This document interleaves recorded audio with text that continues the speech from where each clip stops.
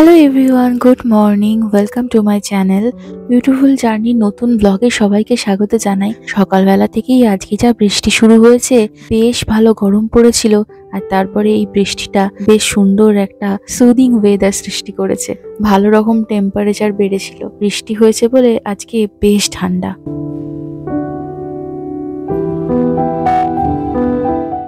Breakfast হয়ে গেছে আর রান্নাবান্নার আজকে দায়িত্ব নিয়েছে মনোজিৎ। আমি একটু হেল্প করে দিচ্ছি। ও বলল আজকের রান্নাটা আমিই করি। আজকে আমাদের বাড়িতে হচ্ছে আমার একটা ভীষণ ভীষণ প্রিয় খাবার, সেটা হচ্ছে চিচিঙ্গে ভাজা নারকেল কোড়া দিয়ে। এটা থাকলে আমার সাথে আর কিছু লাগে না, তো এটা দিয়েই আমার পুরো ভাত খাওয়া হয়ে যায়। তবে চিচিঙ্গার পরিমাণটা ছিল ভীষণই কম, কারণ এটা ছিল একটা ফ্রোজেন প্যাকেট, আর ওটা যখন গলে গেছে, জল হয়ে গেছে বরফটা, তখন একদম একটুখানি হয়ে গেছিলো, আর ভাজতে তো আরোই কমে গেছে। ও ওদিকে চিচিঙ্গে ভাজাটা করছে আর আমি এদিকে ডালটা বানাচ্ছি, আর সাথে হবে মাছ ভাজা। ব্যাস, এই হচ্ছে আজকের একদম সিম্পল মেনু। নিচে মাছি কোথায়? মা, এটা মাছি জল পড়ে গেছে, জলের বোতল তো।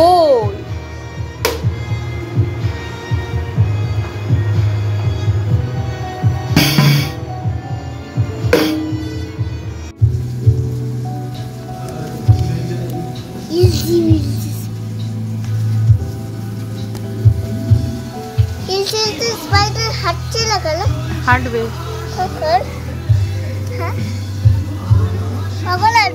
হ্যাঁ, হাঁটবে হাঁটবে।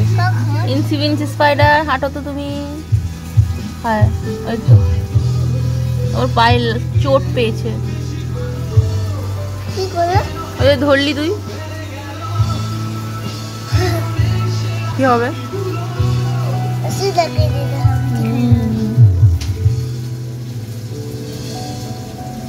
বাকি রান্নাও কমপ্লিট, আর চিচিঙ্গে ভাজাটা দেখো একদম ছোট একটুখানি বাটির এক বাটি হয়েছে। রান্না বান্না কমপ্লিট করে এখন মোটামুটি ঘড়িতে এখন বাজছে ওই 12টা। আমরা তিনজন মিলে যে যার মাথায় এখন তেল মাখাতে বসেছি। রিওর মাথায় আমি মাখিয়ে দিয়েছি, আর মনোজিতের মাথাতেও আমি মাখিয়ে দিয়েছি। এখন আমার মাথায় মনোজিৎ মাখাচ্ছিল, আর রিও দেখো সেখানে কি করছে। আমার চুল তো একে 4টে চুল, তার মধ্যে ঝরে সব শেষ হয়ে গেল, আর এরপরে রিওর এই অত্যাচারের চোটে মনে ওই 4টে চুলও বোধহয় থাকবে না। আমি ওকে বারণ করছি, তাও মায়ের চুলেও তেল মাখাবেই মাখাবে, সেই নামে আমার উপর চলছে অত্যাচার।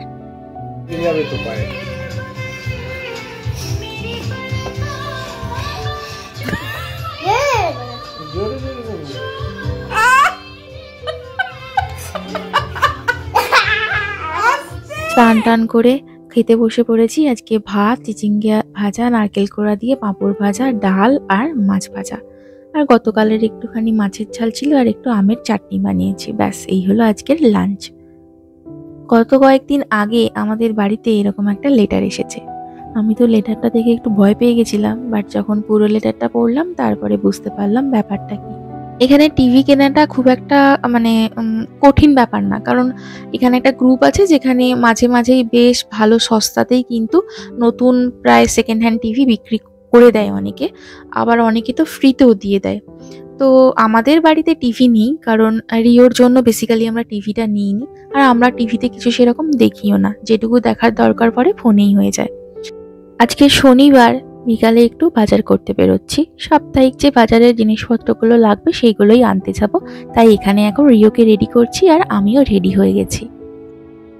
তবে যদি কেউ এখানে টিভিতে কোনো চ্যানেল দেখতে চায়, বা কোনো লাইভ কোনো প্রোগ্রাম দেখতে চায়, বা খেলা লাইভ যদি দেখতে চায়, অ্যামাজন প্রাইম ভিডিওতেও যদি কোনো লাইভ কিছু দেখতে চায়, সব কিছুর ক্ষেত্রে কিন্তু লাইসেন্স থাকাটা বাধ্যতামূলক। আর যদি তা না থাকে এবং তুমি উইদাউট লাইসেন্স কোনো প্রোগ্রাম দেখো, তাহলে কিন্তু তোমার এগেনস্টে লিগ্যাল স্টেপ নেওয়া হবে, এবং সেক্ষেত্রে ফাইন হতে পারে প্রায় 1000 পাউন্ড পর্যন্ত, মানে প্রায় 1 লাখ টাকার কাছাকাছি। এবং এর সাথে সাথে কিন্তু অ্যাডিশনাল লিগ্যাল কস্টটাও পে করতে হবে। তার মানে কিন্তু লাইসেন্স ছাড়া টিভি দেখাটা ভীষণই বিপজ্জনক। রিও এখানে একদম রেডি হয়ে গেছে, আর আমরাও রেডি হয়ে বেরিয়ে পড়েছি বাজার করতে।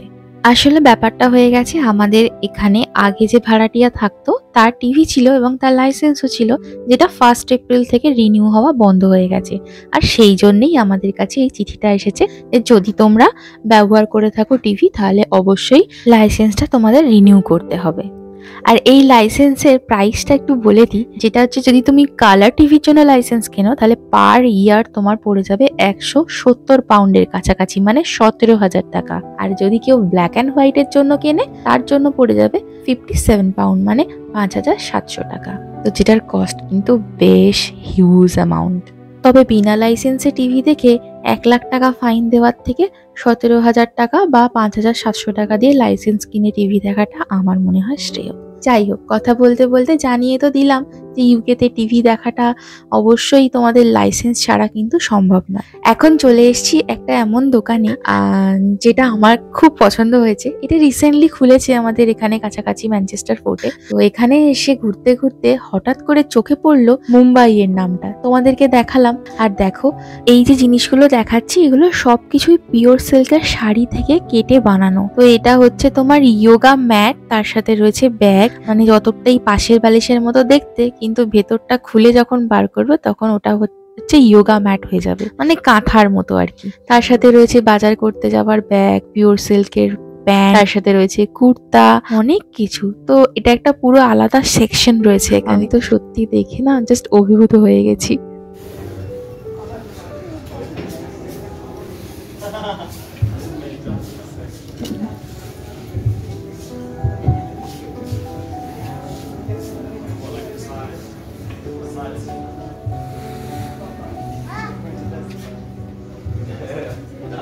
ওখান থেকে কয়েকটা জিনিস নিয়েছি, নিয়ে চলে এসেছি সোজা লিডিলে। আজকে আমাদের সবজি বাজার কিছু এখান থেকেই করে নেব।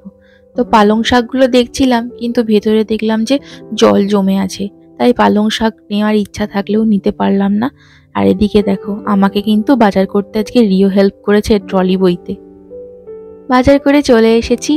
তো এটা হলো একটা ব্যাগ, যার মধ্যে খুবই অল্প কটা জিনিস আছে, আর ট্রলিটা কিন্তু ওদিকে রাখা রয়েছে, যার মধ্যে অনেক কিছু রয়েছে। ঝটপট করে জিনিসগুলো বার করে নিয়ে তারপরে গুছিয়ে নেব, কারণ রাতের ডিনারটাও বানাতে হবে। যেহেতু দুপুরে সেরকম কিছু রান্না হয়নি, তাই রাতে আমাদের সেরকম ভালো কিছু একটু বানাতে হবে। রিওর ডাইপার, কিচেন টাওয়েল, তার সাথে আমাদের বেকিং পেপার, অনেক কিছুই নেওয়া হয়েছে। আর এদিকে কিছু ফল নিয়েছি। আর এটা না ভেগান পেপারনি, আমি জানি না কেমন খেতে হবে, তো নিয়ে এসেছি পিৎজাতে ব্যবহার করব বলে। আর সাথে অ্যাভোকাডো, আম, আর এবারে প্রথমবার নিয়ে এলাম ব্ল্যাকবেরি আর অরেঞ্জ। তার সাথে নিয়েছি চিকেনের 2টো আইটেম আর কড মাছ। তার সাথে নিয়েছি চিকেন কিমা, আমার শ্যাম্পু, নারকেল তেল, জুকিনি, শসা, আরও টুকিটাকি কয়েকটা জিনিস। রিও এখানে দেখতেই পাচ্ছ, আমি যাই রাখছি না কেন সবই হাত দিয়ে ধরে টানাটানি শুরু করেছে। আর বলছিলাম না যে আমি ওখান থেকে কয়েকটা জিনিস কিনেছি, এই যে এই সফট টয়গুলো আমি ওখান থেকে কিনেছি, এই দুটোই কিনেছি। আর তার সাথে রিওর একটা কার্ড কিনেছি। তবে একটা কথা বলে রাখি, এইগুলো কোনোটাই কিন্তু ব্র্যান্ড নিউ প্রোডাক্ট নয়, সবই কিন্তু ব্যবহার করা। অ্যাকচুয়ালি আমরা যেখানে গেছিলাম সেটা একটা চ্যারিটি শপ, তো ওখান থেকে এই সফট টয়গুলো নিয়ে এসেছি। ভীষণ সস্তা, বিশ্বাস করো। আর কোয়ালিটির কথা যদি বলি, একদম প্রায় নতুন, নতুন বলবো না কিন্তু নতুনের মতোই। তো এই দুটো আমার ভীষণ পছন্দ হয়েছিল, তো এই দুটো নিয়ে এসেছি। কি কিউট না দেখতে। আমার বাড়িতে কোনো সফট টয় ছিল না, একটাই ছিল, সেটা হচ্ছে ওই একটা তোমার 25শে ডিসেম্বরের সময় কিনেছিলাম, সেটা হচ্ছে স্যান্টা ক্লজ। তো এইগুলো আমি নতুন নিয়ে এসেছি, কারণ রিওর স্কুলেও মাঝে মাঝে ওই টেডি বিয়ার পার্টি বা হ্যানা ত্যানা বা কোনো কারণে সফট টয় নিয়ে যেতে বলে, তখন না দিতে পারি না। তো এখানে দেখলাম যে বেশ ভালো সস্তায় রয়েছে, তো আর এগুলো আমার কাজও মিটে যাবে, আর যেহেতু ভালো কোয়ালিটির ছিল সে কারণের জন্যই আমি নিয়ে নিয়েছি। তো এখানকার এই চ্যারিটি শপগুলোতে কিন্তু বেশ ভালো কোয়ালিটির প্রোডাক্ট খুব সস্তায় পাওয়া যায়। আজকে না 4টে আম নিয়ে এসেছি, কারণ আমগুলো বেশ ভালো ছিল, পাকা পাকা ছিল, ওই হলুদ হলুদ কালারের। আগের দিন নিয়ে এসেছিলাম সবুজ ছিল, আর খুব একটা ভালো পাকেনি। আর এগুলো না মোটামুটি কয়েকদিনের মধ্যেই আরো ভালো পেকে যাবে, আর খেতেও বেশ ভালো হয়, মিষ্টি হয়। আর দুটো আম নেয় এখানে 1 টাকা 80, মানে 180 টাকা, 90 টাকা পার পিস, আর 15% ডিসকাউন্ট দিচ্ছিল বলে আমি নিয়ে নিয়েছি। তার সাথে কলা, আর একটা নিয়েছি ছোট আমাদের যে বাতাবি লেবু হয় সেইটা।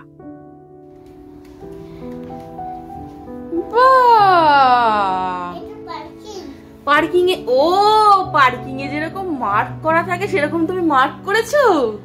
হ্যাঁ, কোথায় দেখেছো মার্ক করা দেখতে? পার্কিং এ নিচে দেখেছো মার্ক করা থাকে সেরকম? ও নাইস অবজারভেশন। বাহ, ভালোই তো অবজার্ভ করেছিস তুই। পার্কিং করা থাকবে? মায়ের রান্না করে মা যাবে কি করে এখানে পার্কিং করা থাকলে? মা যাবে কেমন করে? এরকম করে তুই আমাকে দেখাচ্ছিস আমি এরকম করে লাফিয়ে যাব? তুই আমাকে বুদ্ধি দিচ্ছিস? ও আচ্ছা, বইটা তুলে নাও, তুলে রেখে এসে যাও। তুই এত বুদ্ধি কোথা থেকে পাচ্ছিস? রিও আমাকে আইডিয়া দিচ্ছে এরকম করে যাবে। কিরকম করে আরেকবার দেখিয়ে দে।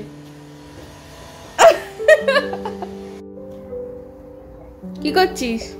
দিদিকে দেখা। কি বললো দিদি? দিদিকে আবার দেখিয়ে দে ভালো করে। দেখা, দেখতে পাচ্ছে না, ভালো করে দেখিয়ে দে। ঘুরিয়ে দেখা, এদিকে ঘুরিয়ে, তোকে দেখতে। ও বাবা, ব্যাক ক্যামেরা করেছিস দেখি। ঘুরিয়ে বাবা, না না, হ্যাঁ ঘোরা ঘোরা, ঘুরিয়ে দেখা।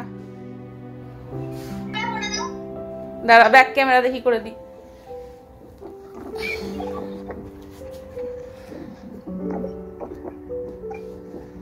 এবার দেখা, এরকম করেই দেখা,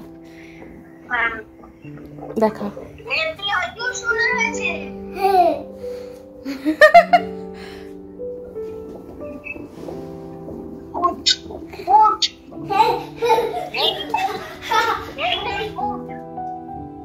এখন চলে এসেছি রান্নাঘরে।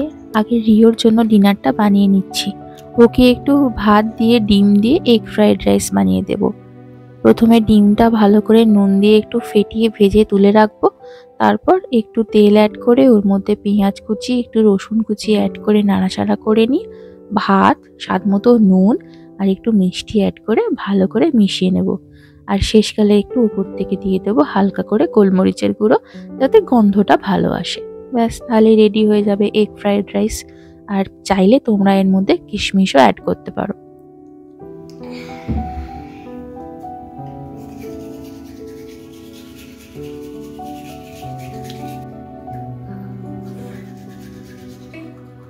আস্তে আস্তে আস্তে। আজকে যেহেতু শনিবার, ওর খাওয়া দাওয়া হয়ে গেছে, এখন ব্রাশ করে নিচ্ছে। ওকে ঘুম পাড়িয়ে দিয়ে এসে আমরা ডিনারটা করব। ও রেডি হয়ে গেছে শোবার জন্য, আর শোবার আগে তো গল্প বই পড়তেই হবে। আর এই গল্পের বইটা আজকে নিয়ে এসেছি ওর জন্য, ওয়ার্কস থেকে নিয়ে এসেছি। আসলে কালকে আমাদের একটা নিমন্ত্রণ আছে, তো একটা পুচকেদের বাড়ি যাব। ওর জন্য কিছু বই কিনেছি, আর রিওর জন্য এই গল্পের বইটা রিও পছন্দ করে নিয়ে এসেছে। তো এটা হচ্ছে ওই ব্লুই আর বিঙ্গোর গল্প, যার মধ্যে 6টা গল্প আছে। আর বেশ সুন্দর কালারফুল করে লেখাও রয়েছে, ছবিও দেওয়া আছে। রিওর তো খুব পছন্দ হয়েছে, আর তাই ভাবলাম তোমাদের সাথেও একবার শেয়ার করি। গল্পের বই পড়া শেষ, রিও এবার ঘুমাবে। চলো, এর সাথে সাথে আজকের ভ্লগটাও শেষ করলাম। যদি ভ্লগের কোথাও ভালো লেগে থাকে তাহলে বলবো দেখার পরে অবশ্যই লাইক আর কমেন্ট করে জানিও। সবাই ভালো থেকো, টাটা।